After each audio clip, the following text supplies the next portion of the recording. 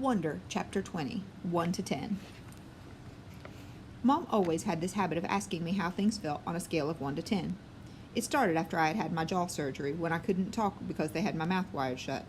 They had taken a piece of bone from my hip to insert into my chin to make me look more normal, so I was hurting in a lot of different places.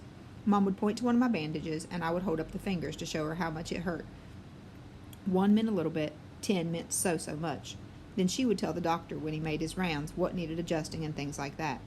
Mom got very good at reading my mind sometimes. After that, we got into a habit of doing 1 to 10 scale for anything that hurt. Like if I just had a plain old sore throat, she'd ask 1 to 10, and I'd say 3 or whatever it was. When school was over, I went outside to meet Mom, who was waiting for me at the front entrance like all the other parents and babysitters.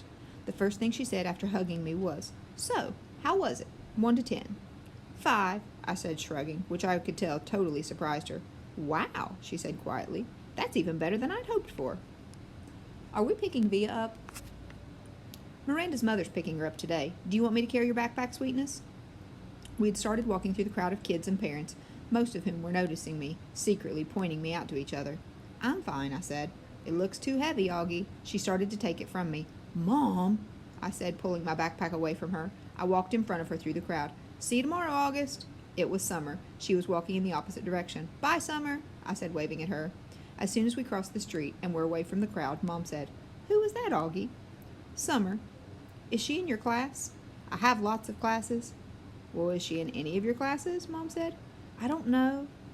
Mom waited for me to say something else, but I just didn't feel like talking. "So it went okay?" said Mom. I could tell she had a million questions that she wanted to ask me. "Everyone was nice? Did you like your teachers?" "Yeah." "How about those kids we met last week? Were they nice?" "Fine. Jack hung out with me a lot." "That's so great, sweetie. How about that boy, Julian?" I thought about the Darth Sidious comment. By now it felt like that had happened 100 years ago. "He was okay," I said.